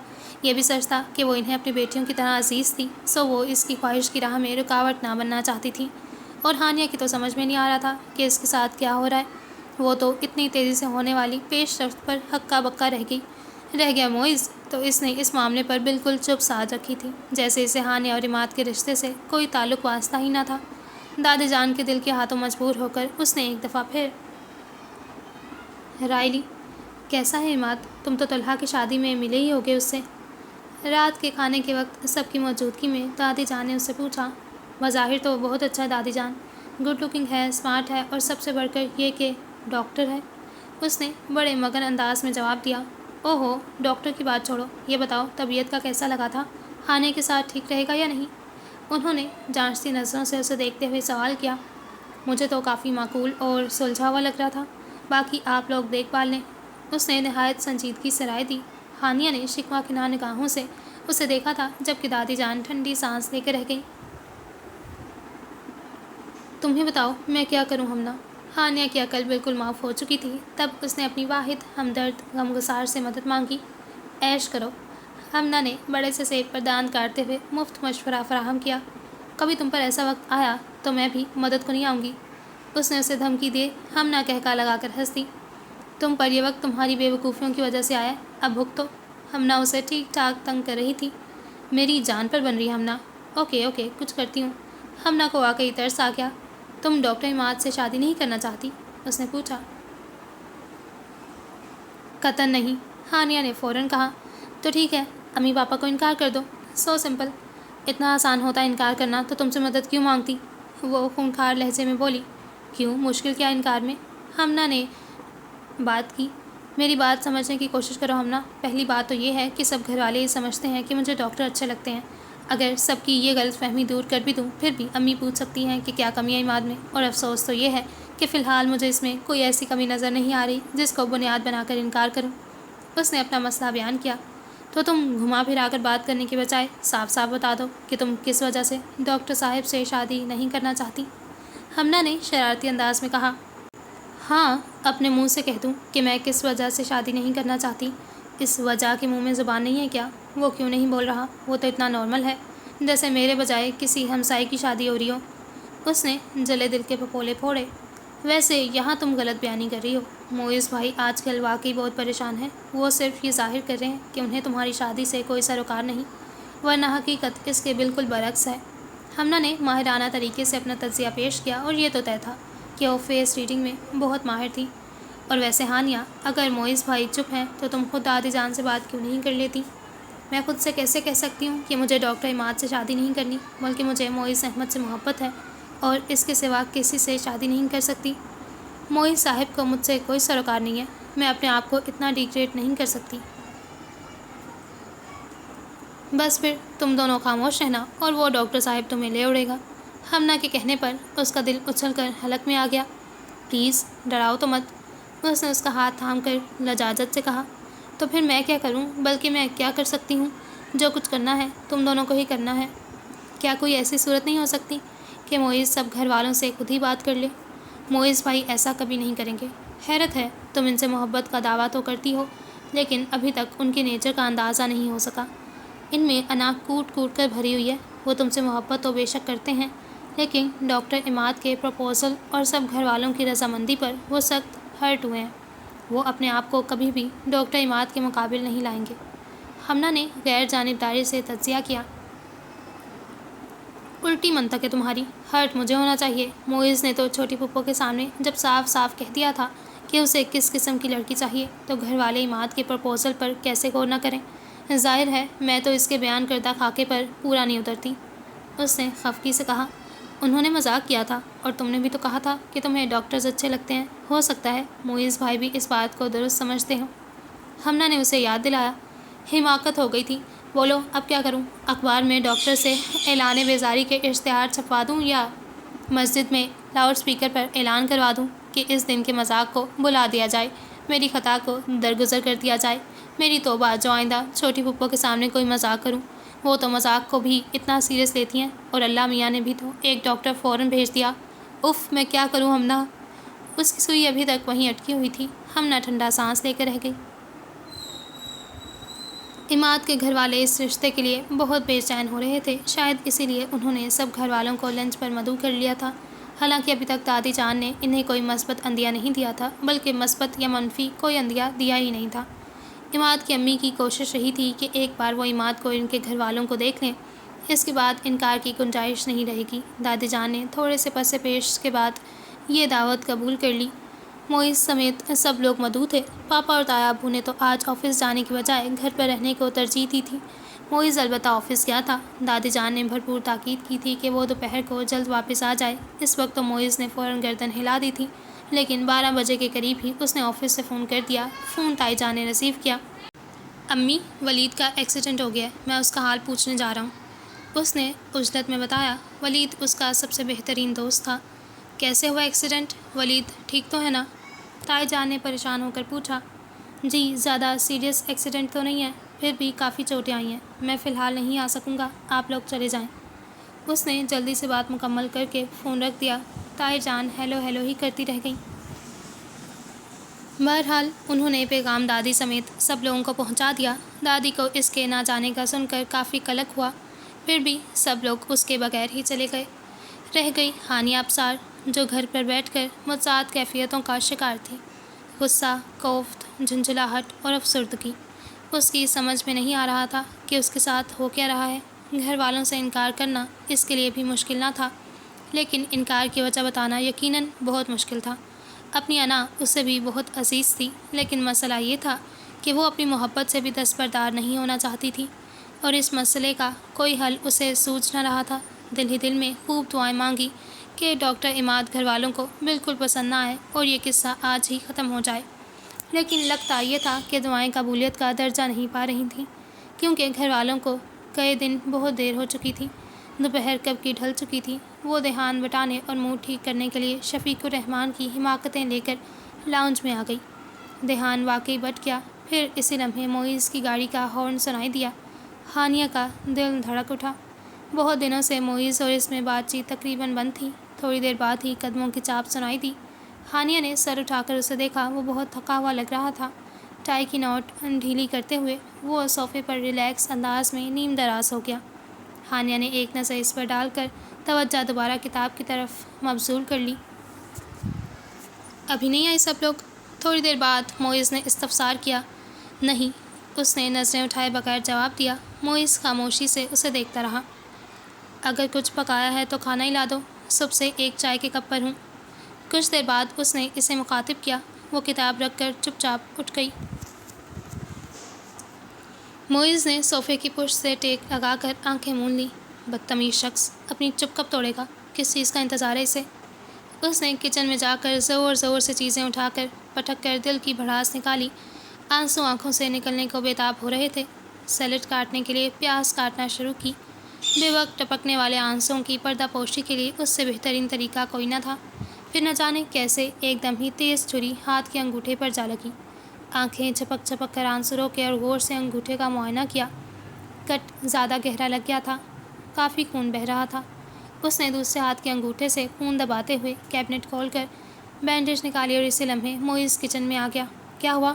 اسے پٹی باندھتے دیکھ کر ایک دم اس کے پاس پہنچا۔ کچھ نہیں، کٹ لگ گیا ہے، اس نے ایک ہاتھ سے پٹی باندھتے ہوئے جواب دیا۔ دکھاؤ۔ معیز نے اس کا ہاتھ تھام کر معائنہ کیا۔ بیٹھ جاؤ، میں بینڈیج کر دیتا ہوں۔ معیز نے اس کے لیے کرسی گھسیٹی۔ وہ کسی معمول کی طرح چپ چاپ بیٹھ گئی۔ ہاتھ معیز کے ہاتھ میں ہی تھا۔ اے کاش یہ لمحہ تھم جائے۔ دونوں کے دل میں ایک ہی صدا تھی۔ ایک لمحہ برسوں پر محیط تھا، اور جب لمحہ بیتا تو معلوم ہوا کہ بینڈیج کرنے کے بعد انگوٹھے کا سائز ڈبل ہو چکا تھا۔ بھائی، جیسی مجھے آتی تھی میں نے کر دی، اب میں کوئی ڈاکٹر تھوڑا ہوں۔ ہاں، اگر ڈاکٹر عماد ہوتے تو یقیناً اچھی بینڈیج کر دیتے، اس نے مسکرا کر کہا تھا۔ ہانیہ نے جھٹکے سے اپنا ہاتھ چھڑا کر تیز نگاہ اس پر ڈالی۔ وہ بظاہر مسکرا رہا تھا، لیکن بہت مزمحل مسکراہٹ تھی اس کی، شاید شکوہ آمیز یا پھر طنزیہ۔ وہ تیزی سے کچن سے نکل گئی۔ معیز نے ایک ٹھنڈا سانس لے کر جیب سے موبائل نکال کر ولید کا نمبر ملایا۔ اسے ولید کو یہ بتانا تھا کہ آج صبح اس کا ایک ایکسیڈنٹ ہو چکا تھا۔ ایکسیڈنٹ تو زیادہ سیریس نہیں تھا، پھر بھی چوٹیں کافی آئی ہیں، لہٰذا وہ کم از کم ایک ہفتے تک مکمل بیڈ ریسٹ کرے اور بھول کر بھی گھر ملنے نہ آئے۔ 10:30 بج رہے ہیں ہمنا، اب اٹھ بھی جاؤ۔ اس نے ہمنا کا کندھا ہلاتے ہوئے اٹھایا۔ کیا ہے ہانیہ، نیند آ رہی ہے، سونے دو۔ ہمنا نے دوبارہ کروٹ بدل لی۔ میں بور ہو رہی ہوں ہمنا، اور میں نے ابھی تک ناشتہ بھی نہیں کیا۔ اٹھ جاؤ، اکٹھے ناشتہ کریں گے۔ ہانیہ نے ہمت نہ ہاری۔ امی وغیرہ چلے گئے؟ ہمنا نے مندی مندی آنکھیں کھولتے ہوئے پوچھا۔ کب کے چلے گئے؟ اب تو گھنٹہ ہو گیا ہے۔ تو مجھے پہلے اٹھا دیتی، میں کم از کم خدا حافظ تو کہہ دیتی۔ پاپا آئے تھے کمرے میں، لیکن تمہیں سوتا دیکھ کر چلے گئے، مجھے پتہ ہی نہیں چلا۔ بڑی پھپھو کے دیور کی شادی تھی، اس لیے امی، پاپا، تائی جان اور بلال آج صبح کی فلائٹ سے کراچی گئے تھے۔ تایا ابو آفس چلے گئے؟ ہمنا نے اٹھتے ہوئے پوچھا۔ ہاں، تایا ابو بھی چلے گئے اور معیز بھی۔ دادی جان اخبار سمیت کمرے میں ہیں، رہ گئی میں اور تم، تو میں کب سے تمہارے انتظار میں بھوکی بیٹھی ہوں۔ اچھی بات ہے، تمہاری سزا بھی یہی ہونی چاہیے۔ ساری رات مجھے جگائے رکھا، ہمنا نے پاؤں میں سلیپر ڈالتے ہوئے کہا۔ تو وہ اس کی بات پر ہکا بکا رہ گئی۔ میں نے جگائے رکھا تمہیں؟ دماغ صحیح ہے؟ کل رات تو میں بہت جلدی سو گئی تھی۔ جی ہاں، جلدی سو گئی تھیں آپ، اس لیے ساری رات نیند میں بولتی رہی، وہ واش روم میں جاتے ہوئے بولی۔ ہانیہ کچل ہو کر مسکرا دی۔ پتہ نہیں یہ نیند میں بولنے والی عادت چھوٹتی کیوں نہ تھی۔ اپنی اس عادت سے وہ خود بہت عاجز آ چکی تھی۔ اگر میں تمہیں بلیک میل کرنا چاہوں تو بہت آسانی سے کر سکتی ہوں۔ تھوڑی دیر بعد تولیے سے منہ پوچھتی ہمنا باہر آئی تھی۔ ہانیہ نے گھور کر اسے دیکھا۔ یقین کرو، ساری رات تم نیند میں موئز موئز پکارتی رہی ہو، ہمنا نے انکشاف کیا۔ جھوٹ مت بولو، ہانیہ نے اسے جھٹلانا چاہا۔ مجھے پہلے ہی پتا تھا تم یقین نہیں کرو گی۔ اگر میرے پاس ٹیپ ریکارڈر ہوتا تو میں ریکارڈ کر لیتی۔ ہمنا کے کہنے پر وہ واقعی شرمندہ ہو گئی۔ ویسے ہانیہ، کل رات میں تمہارے لیے واقعی بہت پریشان ہوئی۔ یہی خیال آتا رہا کہ اگر تمہاری شادی ڈاکٹر عماد سے ہو گئی تو شادی سے پہلے تمہیں اس عادت کا سنجیدگی سے علاج کروانا پڑے گا، ورنہ تو نہایت سنگین صورتحال پیدا ہو سکتی ہے۔ ہمنا نے اسے ڈرایا۔ کبھی کوئی اچھی بات بھی منہ سے نکال لیا کرو۔ ہانیہ نے اسے آنکھیں دکھائیں۔ مجھے تم دونوں پر بہت ترس آتا ہے ہانیہ، کتنی آئیڈیل سچویشن تھی تمہارے پاس۔ تم اور معیز بھائی ایک دوسرے کو جی جان سے پسند کرتے ہو، درمیان میں کوئی ظالم سماج نہیں، بلکہ تم دونوں سے بھی زیادہ تمہارے بڑے اس رشتے کے خواہش مند تھے۔ تم لوگوں نے محض مذاق میں نہایت آسانی سے ہونے والی چیز کو مشکل ترین بنا دیا ہے، یہ نہ ہو کہ آخر میں صرف پچھتاوا رہ جائے۔ ہمنا نے صبح ہی صبح نہایت ہولناک قسم کی گفتگو شروع کر دی۔ اچھا چلو چھوڑو سب باتیں، آؤ ناشتہ کرتے ہیں۔ ہمنا نے اس کی اڑی رنگت دیکھ کر بات بدل دی، جبکہ اس کی بھوک پیاس تو اڑ چکی تھی۔ دنیا میں کوئی مسئلہ ایسا نہیں ہے جس کا حل موجود نہ ہو، بس ذرا ذہن کو کام میں لانا پڑتا ہے اور مسئلہ حل ہو جاتا ہے۔ ہانیہ ابصار نے بھی اپنے مسئلے کا حل پا لیا تھا۔ اس وقت رات کے 10:30 بج رہے تھے۔ پورے گھر میں خاموشی طاری تھی۔ دادی جان کو ویسے بھی جلد سونے کی عادت تھی، آج تایابو کی طبیعت بھی کچھ خراب تھی۔ وہ آفس سے شام کو ہی آ گئے تھے، اب تو انہیں سوئے سوئے بھی 1 گھنٹہ ہو گیا تھا۔ ہمنا کمرے میں اپنا جرنل مکمل کر رہی تھی۔ معیز ابھی تک گھر نہیں آیا تھا اور رہ گئی ہانیہ ابصار، تو وہ لاؤنج میں بیٹھی نہایت بور قسم کا ڈرامہ دیکھتے ہوئے معیز کا انتظار کر رہی تھی۔ ہاتھ میں موٹی سی کتاب بھی پکڑ رکھی تھی۔ صبح ہمنا سے بات کرنے کے بعد وہ سارا وقت اپنے مسئلے کے ممکنہ حل کے متعلق سوچتی رہی۔ وہ ہرگز نہیں چاہتی تھی کہ اس کی ہنستی مسکراتی خوش باز زندگی محض انا کی جنگ میں ایک المیہ فلم بن جائے، جہاں اختتام تک بوڑھے ہیرو ہیروئن کے علاوہ ڈھیر سارے پچھتاوے رہ جاتے ہیں۔ پچھتانا تو وہ بالکل نہ چاہتی تھی۔ اس نے سوچ لیا تھا کہ اگر معیز اس کی طرف سے کسی غلط فہمی کا شکار ہے یا اظہار محبت کا منتظر ہے تو وہ اس کی یہ خواہش بھی پوری کر دے گی۔ ہوش و حواس کی حالت میں اگرچہ یہ کام ناممکن تھا، تاہم نیند کی حالت میں وہ ہلکا پھلکا بے ضرر سا اظہار محبت تو کر سکتی تھی، اور اس کے بعد معیز کے پتھر دل کو یقیناً موم ہو جانا تھا۔ ویسے بھی نیند میں بولنے والی اس کی عادت سے معیز بخوبی واقف تھا، آج اسی لیے وہ دھڑکتے دل کے ساتھ اس کی منتظر تھی۔ عموماً وہ 10 بجے تک گھر آتا تھا۔ اس کی عادت تھی وہ کھانا کھاتے ہوئے ٹی وی دیکھتا تھا، خصوصاً بزنس نیوز یا پھر کرنٹ افیئرز کے پروگرام۔ ہانیہ نے پوزیشن سنبھال لی، موٹی سی کتاب ہاتھ میں پکڑے وہ ذہن میں تمام فکریں ترتیب دے رہی تھی جو کچھ دیر بعد اس نے نیند کی حالت میں بولنے تھے۔ اس کا دل معمول سے ذرا تیز دھڑک رہا تھا۔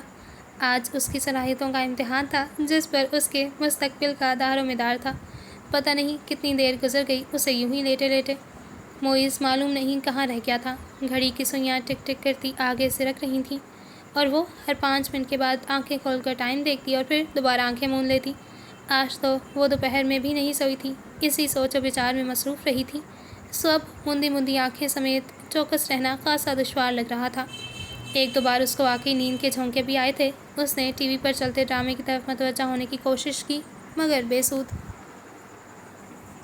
اور پھر وہی ہوا جو نہیں ہونا چاہیے تھا، یعنی وہ واقعی سو گئی۔ یہ قسمت کی ستم ظریفی ہی تھی کہ سب کچھ سیٹ ہوتے ہوئے بھی وہ اپنے پلان پر عمل درآمد کرنے میں ناکام رہی۔ حالانکہ یہ رسک لینے کے لیے اس نے اپنے آپ کو بہت وقتوں سے آمادہ کیا تھا، لیکن اب سب کچھ بے فائدہ تھا۔ معیز کے آنے تک وہ نیند کی گہری وادیوں میں اتر چکی تھی۔ معیز کو آج آفیشیل ڈنر اٹینڈ کرنا پڑ گیا تھا، اور بے حد تھکا دینے والے دن کے بعد جب گھر میں داخل ہوا تو چہار سو سناٹا پھیلا ہوا تھا۔ صرف 3-4 افراد کے نہ ہونے سے ہی گھر سویا ہوا محل لگ رہا تھا۔ ایک ہاتھ سے ٹائی کی نوٹ ڈھیلی کرتے ہوئے دوسرے میں بریف کیس تھامے وہ لاؤنج میں داخل ہوا۔ اندر آنے کے ساتھ ہی وہ ذرا ٹھٹک کر رک گیا۔ سامنے ہی صوفے پر ہانیہ سو رہی تھی۔ ایک ہاتھ سینے پر دھری کتاب پر تھا، دوسرا ہاتھ صوفے سے نیچے لٹک رہا تھا۔ آہستہ آواز میں ٹی وی بھی چل رہا تھا۔ وہ ایک لمحے کو لاؤنج میں رک کر اپنے کمرے میں چلا گیا۔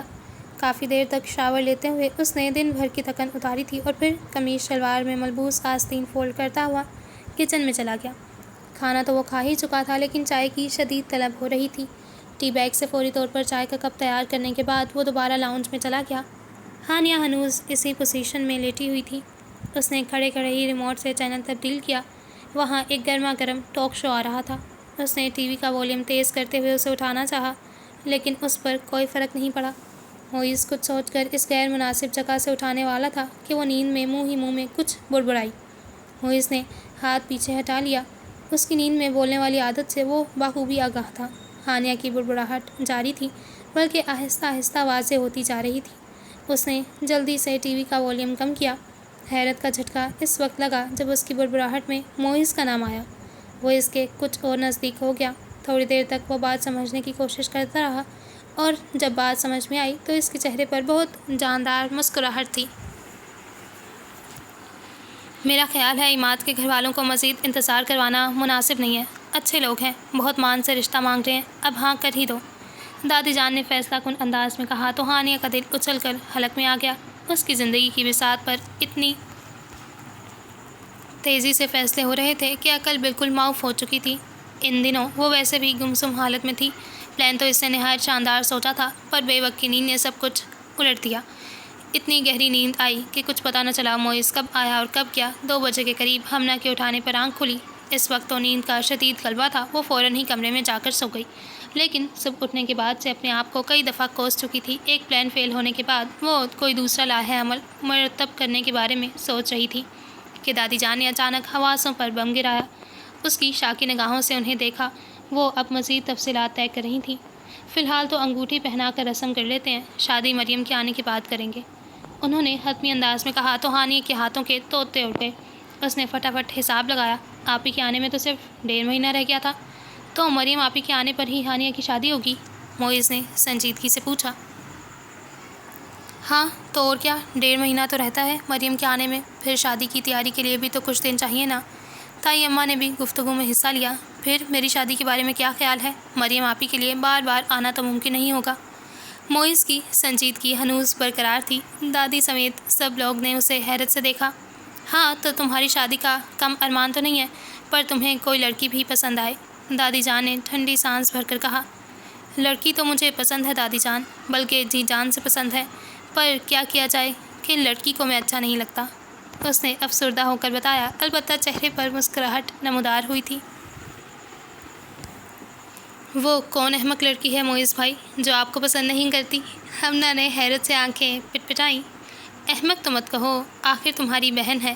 وہ ہانیہ پر نظر جماتے ہوئے مسکرایا۔ ہانیہ نے چونک کر اسے دیکھا۔ وہ مسکراتی نگاہوں سے اسے دیکھ رہا تھا۔ تم سچ کہہ رہے ہو موئز؟ دادی جان نے خوشی سے بھری آواز میں پوچھا۔ 100% سچ دادی جان، لیکن آپ پہلے اپنی پوتی کی رائے معلوم کر لیں، اسے شاید ڈاکٹرز پسند ہیں۔ کیوں ہانیہ، صحیح کہہ رہا ہوں نا؟ اس بار مخاطب صرف وہ تھی۔ ہانیہ کے بارے میں تو میں گارنٹی دے سکتی ہوں، اسے ڈاکٹر عماد سمیت کسی بھی ڈاکٹر میں کوئی دلچسپی نہیں ہے۔ ہمنا اچھی بہن ہونے کے ناطے فوراً مدد کو آئی تھی۔ سب لوگوں نے ہی ہانیہ کو دیکھا لیکن کسی کو بھی اس سے کوئی سوال کرنے کی ضرورت نہ پڑی۔ اس کے چہرے پر پھیلتے رنگ سارے جواب خود ہی دے رہے تھے۔ آپ کو پتہ ہے کل ہانیہ آپی پیلے سوٹ میں بہت پیاری لگ رہی تھیں۔ یہ چھوٹی پھپھو کی 7 سالہ ایمن تھی جو موئز کو اتنی اہم اطلاع فراہم کر رہی تھی۔ موئز لاؤنج میں بیٹھا اخبار پڑھ رہا تھا۔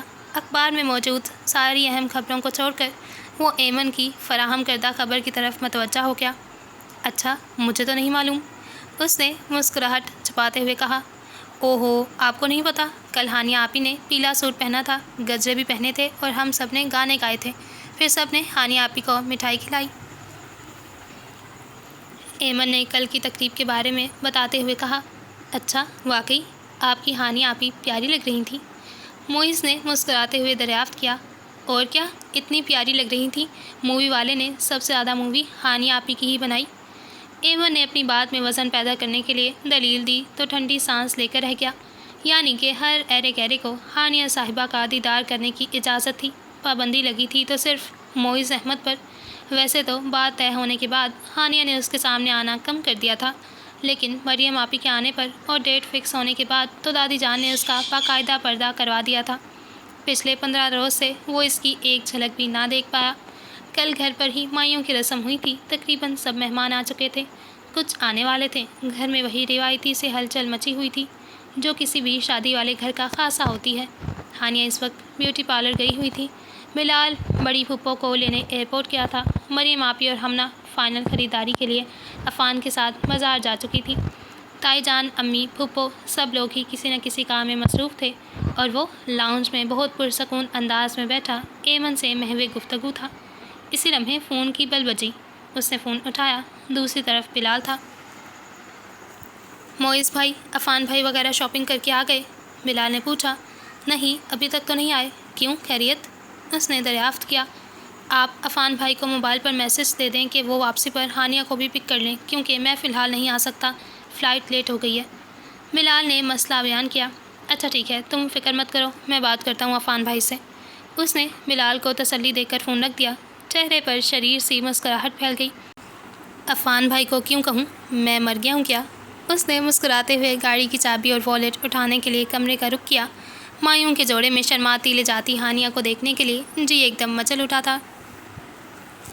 بیوٹی پارلر کے سامنے گاڑی روک کر اس نے ہارن دیا۔ گاڑی کا مخصوص ہارن پہچان کر تھوڑی دیر بعد ہی ہانیہ نمودار ہو گئی۔ اس نے گاڑی کو تو دیکھ لیا تھا، لیکن گاڑی والے پر نظر ابھی تک نہیں پڑی تھی۔ دوپٹے کو سلیقے سے سر پر جماتے ہوئے وہ قریب آئی اور ڈرائیونگ سیٹ پر براجمان معیز کو دیکھ کر اس کی سٹی گم ہو گئی۔ دروازہ کھولنے کے لیے بڑھا ہوا ہاتھ ایک دم ہی کھینچ کر پیچھے کر لیا۔ 15 دن کے مسلسل پردے کا یہ ڈراپ سین ہوگا، اس کا اسے بالکل اندازہ نہیں تھا۔ اگر اندر بیٹھ کر بلال کا ہی انتظار کرنا ہے تو شوق سے کر لو، وہ 2 گھنٹے سے پہلے آنے والا نہیں۔ اسے تذبذب میں مبتلا دیکھ کر معیز نے شرارتی انداز میں اطلاع فراہم کی۔ بیٹھ جاؤ یار، کھا نہیں جاؤں گا میں، اس نے فرنٹ ڈور کھولتے ہوئے کہا۔ وہ بدقت بیٹھ ہی گئی۔ ابھی تک تو وہ صرف دادی جان کے فرمان کو مد نظر رکھتے ہوئے معیز کے سامنے آنے سے گریزاں تھی۔ یہ معلوم نہیں تھا کہ صرف 2 ہفتوں بعد ہی یہ حالت ہوگی کہ دل اسے دیکھنے کو مچلنے لگے گا۔ معیز نے بھرپور نگاہ اس پر ڈالی۔ پیلے دوپٹے کے ہالے میں اس کا چہرہ دمک رہا تھا۔ ہاتھوں میں ہری پیلی چوڑیاں کھنک رہی تھیں۔ ایک ہاتھ سے چہرے پر آئی لٹ کو کان کے پیچھے کرتے ہوئے کنفیوز سی ہانیہ کا یہ شرمیلا روپ اس نے پہلی بار دیکھا تھا۔ اس کی حیا آلود جھجک معیز کو بہت مزہ دے رہی تھی۔ خاموشی سے ڈرائیونگ کرتے ہوئے وہ گاہے بگاہے اس پر مسکراتی نظر ڈال رہا تھا اور ہانیہ کی سمجھ میں نہیں آ رہا تھا کہ وہ کیا کرے۔ کبھی وہ گود میں ہاتھ رکھ کر ان پر نظریں جما رہی تھی اور کبھی کھڑکی سے باہر دیکھنا شروع کر دیتی۔ اگر تم نے مجھے گھورنا بند نہ کیا معیز، تو میں اسی جگہ اتر کر ٹیکسی کر لوں گی، آخرکار روحان سی ہو کر کہہ دیا۔ معیز کہکا لگا کر ہنس دیا۔ زندگی میں پہلی بار تو یہ نادر موقع ملا ہے میں تمہیں خاموش دیکھ سکوں، اور یہ مجھے معلوم ہے کہ یہ پہلی بار ہی آخری بار ہے۔ ویسے اچھی لگ رہی ہو یوں چپ چاپ بیٹھے ہوئے، بڑا انوکھا تجربہ ہے میرے لیے، اس نے چھیڑا۔ وہ خاموش ہی رہی۔ ویسے کل سے گھر کا بچہ مجھے بتا چکا ہے کہ ہانیہ آپی مائیوں کے جوڑے میں بہت پیاری لگ رہی ہیں۔ معیز نے بات دوبارہ شروع کی۔ مجھے اتنا تجسس ہوا کہ میں کسی کی پرواہ نہ کرتے ہوئے چلا آیا۔ اب اتنا تو میرا حق ہے کہ میں اس روپ میں تمہیں خود دیکھ سکوں، ورنہ ساری دنیا نے تمہیں دیکھ لیا اور مجھے صرف مووی یا تصویروں پر گزارا کرنا پڑے۔ یہ تو سخت ناانصافی ہے میرے ساتھ۔ معیز اسے نارمل کرنے کے لیے شروع ہو گیا اور اپنے اس مقصد میں وہ کامیاب بھی رہا۔ بلال کیوں نہیں آیا؟ کیونکہ اللہ میاں کو مجھ پر رحم آ گیا، بڑی پھپھو کی فلائٹ لیٹ ہو گئی، اس نے مزے لے کر بتایا۔ کیا سوچیں گے سب لوگ؟ سوچنا کیا ہے، یہ پاکستان ہے، ایسی چیزیں یہاں معمول کی بات ہیں، معیز نے اسے تسلی دی۔ کیسی چیزیں؟ مطلب فلائٹ وغیرہ لیٹ ہوتی رہتی ہیں، موسم خراب ہوگا۔ معیز نے بڑی سنجیدگی سے مسکراہٹ چھپانے کے لیے رخ کھڑکی کی طرف کر لیا۔ فروٹ چاٹ کھاؤ گی؟ معیز نے اچانک دریافت کیا۔ اس نے نفی میں سر ہلایا۔ گول گپے؟ نہیں۔ Ice cream? ہاں۔ اس نے کچھ مسکراتے ہوئے گردن اس بات میں ہلا دی۔ اس کا اعتماد اب بحال ہو چکا تھا۔ وہ تو وہی معیز تھا، پرانا والا، اس سے بھلا کیا شرمانا۔ معیز نے گاڑی آئس کریم پارلر کے سامنے کھڑی کی۔ آئس کریم کا آرڈر دینے کے بعد وہ دوبارہ ہانیہ کی طرف متوجہ ہوا۔ وہ خود بخود ہی مسکرا رہی تھی۔ کیا سوچ رہی ہو؟ اگر ہمنا وغیرہ یہاں سے گزرے تو کیا سوچیں گے؟ کچھ نہیں سوچیں گے، صرف دیکھیں گے، پھر مجھے ڈرائیونگ سیٹ سے اٹھا کر عفان بھائی سیٹ سنبھال لیں گے اور مجھے سامان کے ساتھ دوسری گاڑی میں آنا پڑے گا۔ ایک بات پوچھوں معیز؟ ہانیہ نے قدرے سوچ کر پوچھا۔ اتنے دنوں سے جو سوال ذہن میں خود بلا رہا تھا اس کا جواب پانے کے لیے اس نے مزید انتظار نہ ہو سکا۔ ہاں پوچھو، معیز مسکرایا جیسے اس کے سوال سے پہلے ہی آگاہ ہو۔ تم نے اچانک مجھ سے شادی کا فیصلہ کیوں کیا؟ ہانیہ نے ہمت کر کے پوچھ ہی ڈالا۔ مجھے ایک بزرگ خواب میں نظر آئے تھے۔ انہوں نے تمہاری تصویر دکھا کر کہا کہ شادی کرنی ہے تو اسی لڑکی سے ورنہ پچھتاؤ گے۔ معیز نے نہایت سنجیدگی سے جواب دیا۔ واقعی؟ ہانیہ نے حیرت سے اسے دیکھا تھا پر اس کی آنکھوں میں چھپی شرارت دیکھ کر گڑبڑا سی گئی۔ احمق لڑکی، تم نے یہ سوال جلدی پوچھ لیا۔ 3 دن بعد میں زیادہ رومانٹک طریقے سے اس کا جواب دے سکتا تھا۔ بہرحال سننا ہے تو ابھی سن لو۔ میں تم سے شدید محبت کرتا ہوں اور دانا لوگ شدید محبت کا علاج شادی ہی تجویز کرتے ہیں۔ بس اسی لیے تم سے شادی کا فیصلہ کیا۔ اس نے اس کی آنکھوں میں جھانکتے ہوئے کہا تو ہانیہ کو اپنا اعتماد دوبارہ رخصت ہوتا محسوس ہوا۔ اس کی آنکھوں میں جھانکنے کی بجائے وہ بے ساختہ ہی نظریں جھکا گئی۔ معیز نے دلچسپی سے اس کے چہرے پر پھیلے رنگوں کو دیکھا۔ اس سے محبت تو وہ ہمیشہ سے ہی کرتا تھا، بے تحاشا و بے حساب، پر فیصلہ یقیناً اس رات ہوا تھا جب نیند کی حالت میں ہانیہ بی بی نے اظہار محبت کی بجائے اپنا سارا پلان گوش گزار کیا تھا۔ وہ پل فیصلے کا تھا جب ہانیہ کی معصومیت کے آگے اس کی انا بھربھری مٹی کی طرح ڈہ گئی۔ گو کہ یہ انا بھی اس دن تک تھی جب تک عماد کے پروپوزل کا فائنل جواب دینا تھا۔ وہ شاید اسے ساری زندگی نہ بتا سکے کہ اس اچانک فیصلے کی وجہ کیا تھی، کیونکہ ہر بات کہنے کی تو نہیں ہوتی۔ کچھ باتوں کو انکہی ہی رہنے دیا جائے تو زیادہ اچھا ہوتا ہے، شاید اس لیے کہ جن سے سچی محبت کی جاتی ہے ان کی انا آپ کو ہر چیز سے بڑھ کر عزیز ہوتی ہے۔ بھائی نو ڈاؤٹ بہت مزے کی چھوٹی سی مائنڈ ریفریشنگ سٹوری تھی۔ میں پہلے ڈائجسٹ ناولز نہیں پڑھتی تھی لیکن میں نے جب سے پڑھنا شروع کیا ہے آئی ریئلائز دیر از نو گوئنگ بیک۔ مجھے بہت پسند آیا۔ آپ لوگ اپنے ریویوز ضرور شیئر کیجیے گا۔ میرا گلا تھوڑا سا خراب ہے اسی لیے sorry for voice quality. Thank you so much for watching. Don't forget to subscribe, like and to drop a cute comment below. خدا حافظ۔